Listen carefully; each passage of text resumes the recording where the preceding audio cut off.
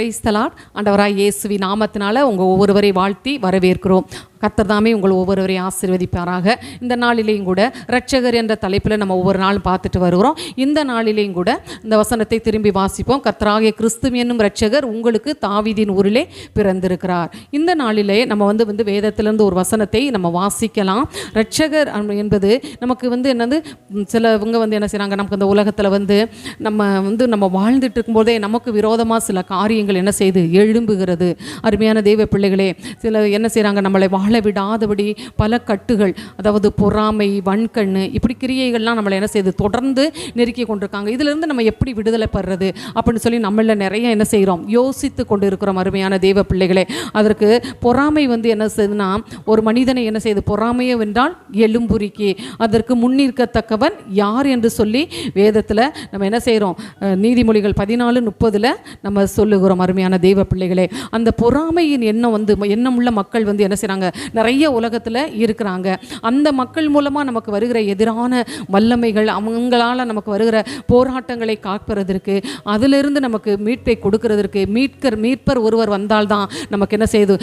வேதத்தில் கூட சங்கீதத்தில் ஒரு இடத்துல சொல்லப்பட்டிருக்கும், கர்த்தர் உங்களோடு இராவிட்டால் மனிதனுடைய கண் என்ன செஞ்சிருமா, நம்மளை எரித்து விடும் என்று சொல்லி வேதம் சொல்லுகிறது. அருமையான தேவ பிள்ளைகளே, அதனால் ஒவ்வொரு நாளும் நமக்கு என்ன செய்யுது, நம்முடைய மீட்பர், உலக இரட்சகர் நம்ம கூடயே இருந்தார்னா இப்படிப்பட்ட காரியங்கள் நம்மளை விட்டு அகன்றுவிடும் தெய்வ பிள்ளைகளே.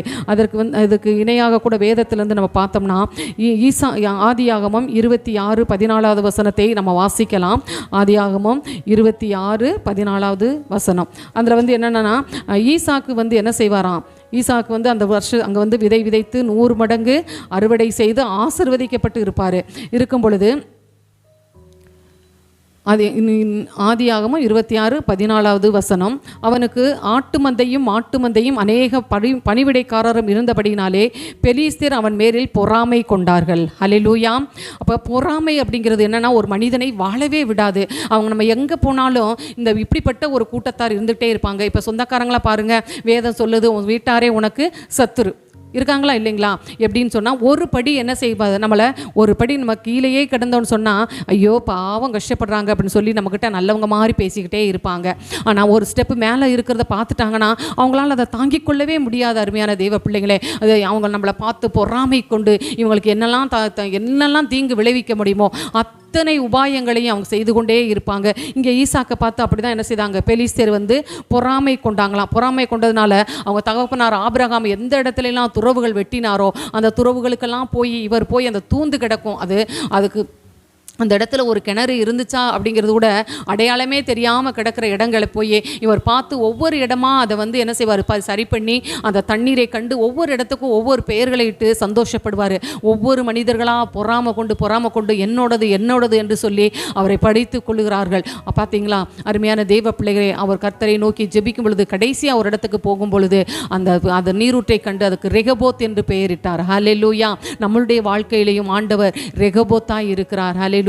பொறாமையான மக்கள் மத்தியிலே நமது கர்த்தரை நோக்கி பார்க்க வேண்டும். அவரிடத்தில் எதிர்த்து நம்ம சண்டை போடுகிறதுனாலையோ வாக்குவாதம் பண்ணுகிறதுனாலையோ நமக்கு என்ன செய்ய முடியாது, ஜெயிக்க முடியாது. அருமையான தெய்வ பிள்ளைகளே, உங்களை கண்டு பகைக்கிற, உங்கள் மேலே வாக்குவாதம் பண்ணுகிற, உங்களை எரிச்சலோடு வன்கண்ணோடு எப்பொழுதுமே உங்களை இருக்க விடாமல் பண்ணணும்னு நினச்சிட்டு இருக்கிற அப்படிப்பட்ட மக்கள் மத்தியில் பிசாசின் தந்திர சூனிய கட்டுகளில் இருக்கிற அந்த காரியங்களில் நமக்கு ஜெயம் பெறணும்னா ஒன்றே ஒன்று, ஆண்டவருடைய பாதத்தில் உட்கார்ந்து ஜெபிக்க வேண்டும். அருமையான தேவ பிள்ளைகளே, ஜெபிக்கும் பொழுது கர்த்தர் என்ன செய்கிறார், ஒரு விடுதலை தருகிறார். அதுதான் இரட்சகர். இதுதான் இரட்சகருடைய வேலை. அந்த இரட்சகர் என்று நம்முடைய உள்ளத்தில், நம்மளுடைய இல்லத்தில், நம்முடைய மனதில் அவர் பிறக்கிறாரோ, அவரை நம்ம என்னைக்கு ஏற்றுக்கொள்கிறோமோ அன்னைக்கே நமக்குள்ள என்ன செய்து, எல்லா வித பிரச்சனைகளில் இருந்து, இப்படிப்பட்ட மக்கள் மத்தியிலிருந்து நமக்கு ஒரு விடுதலை கிடைக்கிறது. ஹல்லேலூயா. ஒரு மீட்பு கிடைக்கிறது.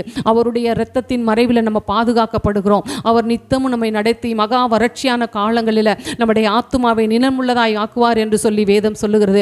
அருமையான தேவ பிள்ளைகளே, நம்ம என்ன செய்வோம், பசுமையும் புஷ்டிமாய் கனிதந்து நம்ம செழித்து ஓங்குவதற்கு இப்படிப்பட்ட மனிதர்கள் மத்தியில் அந்த உலகத்தின் காரியங்களில் நம்ம விடுதலை அடைய வேண்டும்னா அந்த இரட்சகர் நமக்குள்ள வர வேண்டும். இரட்சகரை ஏற்றுக்கொண்டு நம்ம நடந்தோம்னு சொன்னால் கர்த்தர் நம்மளை எல்லா தீங்குக்கும் நீங்களாக்கி இரட்சித்து காக்க வல்லவராய் இருக்கிறார். நாம் செபிப்போம். எங்கள் அன்பின் பரலோக பிதாவே, இயேசு கிறிஸ்துவின் நாமத்தில் செபிக்கிறோம் ஐயா. ஏசப்பா, அந்த நாளிலேயும் கூட கத்தாவே எத்தனை மனிதர்கள் ஐயா நீங்கள் சொல்லியிருக்கீங்க உன் வீட்டார் தான் உனக்கு சத்துரு என்று சொல்லி. ஆண்டவரே, ஆமேன் ஆண்டவரே. தாவீதை ஆண்டவரே கத்தாவே, அப்பா அப்பம் புசித்தவனும் கூட தண்ணீர் குடித்தவனும் எனக்கு விரோதமாய் வந்தார்கள் என்று சொன்னது போல இந்த உலகத்தில் ஆண்டவரே பிசாசானவன் இப்படிப்பட்ட பொறாமையின் மனிதர்களால் பல பிரச்சனைகளை ஈடுபட்டு ஆண்டவரே சிக்கி தவிக்கிற மக்களை உங்கள் கருத்தில் கொடுக்குறோம். அவங்களை விடுதலை பண்ணுங்கய்யா, விடுதலை பண்ணுங்கய்யா. சத்துருவின் சதிகளில் இருந்து, இந்த இப்படிப்பட்ட பொறாமை ஆவி உள்ள மனிதர்களிடத்திலிருந்து ஒரு விடுதலையை கொடுப்பீராக, ஒரு மெய்யான விடுதலையை தருவீராக. நானோ அவைகளுக்கு ஜீவன் உண்டாயிருக்க பரிபூர்ணப்பட வந்தேன் என்று சொன்னீரே. ஒவ்வொருவருக்கும் ஒரு மீட்பு இயேசுவி நாமத்தில் உண்டாகட்டும் ஐயா. கர்த்தர் கூட இருங்க. இயேசுவி நாமத்தில் செபிக்கிறோம் நல்ல பிதாவே, ஆமென். ஆண்டவராகிய இயேசு கிறிஸ்துவின் நாமம் மகிமைப்படுவதாக. சிடிஎம் ஏஜி சபையின் சார்பாக உங்களை வாழ்த்தி ஆசிர்வதிக்கின்றோம். எங்களோடு இணைந்து தேவாதி தேவனை ஆராதிக்க வாருங்கள். அபிஷேகம் நிறைந்த ஆராதனையும் ஜீவனுள்ள தேவனுடைய வார்த்தைகளும் எங்கள் திருச்சபையின் வாயிலாக நடைபெறுகிறது. ஆராதனை நேரங்கள்: பரிசுத்த ஆராதனை ஞாயிற்றுக்கிழமை தோறும் காலை 9 மணி முதல் 11 மணி வரை நடைபெறும்.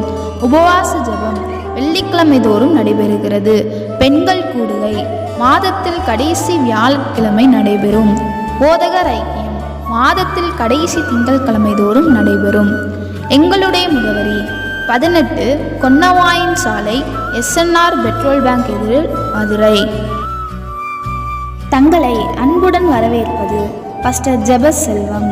தொடர்புக்கு 8608529228 9789215567. கர்த்தர் தாமே உங்களை ஆசீர்வதிப்பாராக. ஆமென்.